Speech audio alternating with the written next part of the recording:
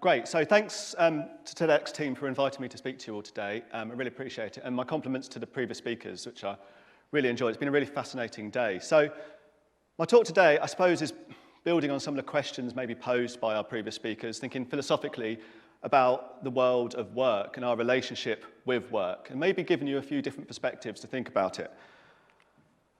So I want to open then by asking you this. Work. Don't you just hate it? I know I do.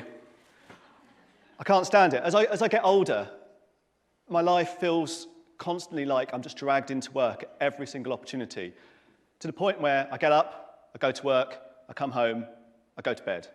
I get up, go to work, come home, go to bed. Life becomes a monotonous series of instances of going to work, coming back from work, such that I can sometimes never tell quite where work begins and work ends. So we might wonder then, well, what is work? Well, it used to be a case that we thought that work, in inverted commas, was your job, so the paid work that you do. However, there are some other forms of work as well, which we've begun to think about from the sort of social sciences point of view. You might think, for example, about childcare, caring for relatives. Housework is a form of work. Emotional labour, managing the household affairs, keeping a track of things. And all of these are forms of free work, work that we don't get paid for. No employee is paying you for these things, to look after the children, to do the housework, to manage the affairs of the house. But they are important forms of work and sort of a drain on each and every one of us.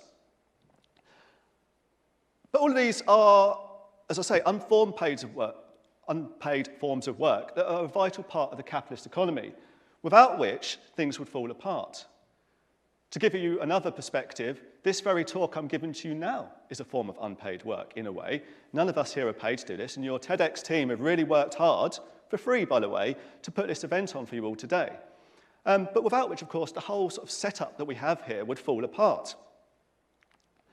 But of course, the world is changing. Work is not what it once was.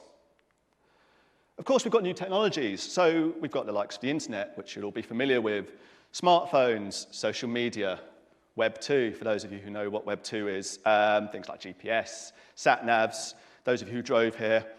Then we've got more advanced technologies that are becoming increasingly prevalent in society, so augmented reality. I don't know if anyone here sort of uses any of that, like Google Lens or Pokemon Go, for example. Then you've got VR as well, virtual reality. The list goes on. But what all of these things have served to do over the years is actually bring work into the commute. You can't escape going to, if you travel on a train, for example, to work, you'll see people answering emails on laptops, on their phones.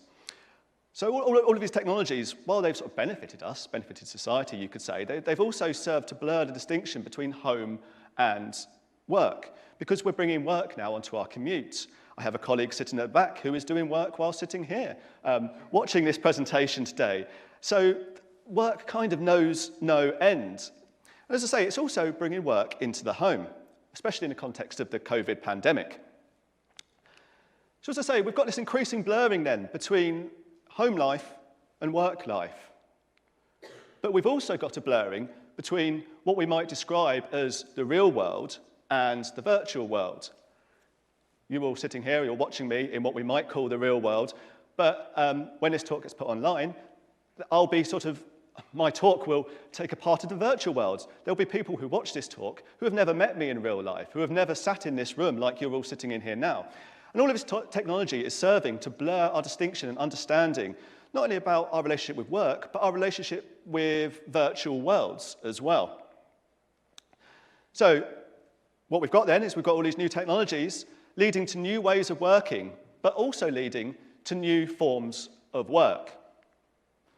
So what forms do these take? Well, creating content. I shared a post about me being here today. That in itself is a form of work. Liking, commenting on posts on social media, sharing, retweeting, sending friend requests. These are all forms of work in a sense. So is the notion of writing reviews. When we write a review about a product we like on Amazon, we are doing work for Amazon. we're also doing work for the product we're writing a review for. If we like a product, we're doing free labour to write a nice review, which will then in turn help sell that product even more. But also playing games can be a form of work, especially those people playing free-to-play games. As my sister is here, she will be able to attest to this, or the games that you buy, a form of work. But then, of course, you've got watching ads. And you'll all be familiar with this. If you're watching this on social media, you may well be watching an ad before or after this talk. But we do all of this work for free. So I'd like to introduce to you then this concept that I'd like you to think about and take away from this talk, is that we are now becoming a part of a new digital workforce. Why do we do it, you might ask? Well, there are many positives to all of this.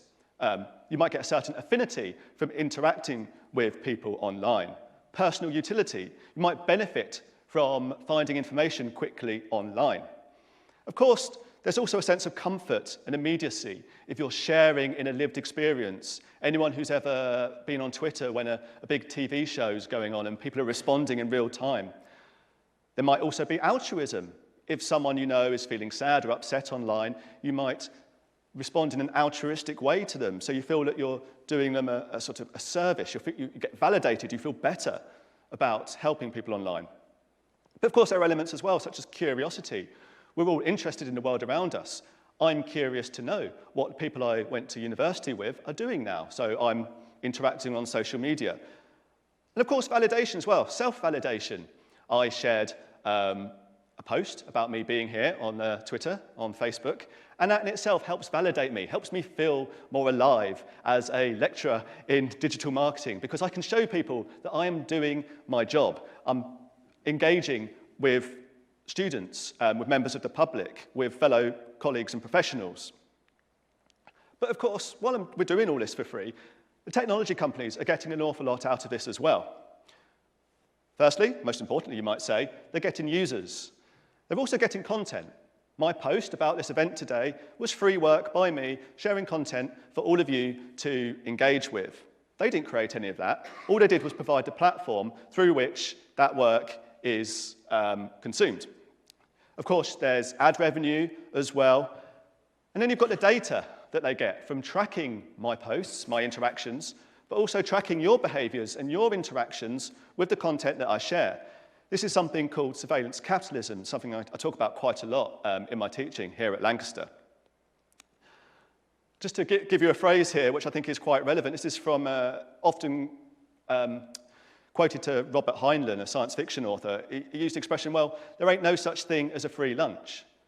While social media is free, in a sense, it's also not free, because we're doing all of this work, and we're giving away all of this data in exchange for the services we get.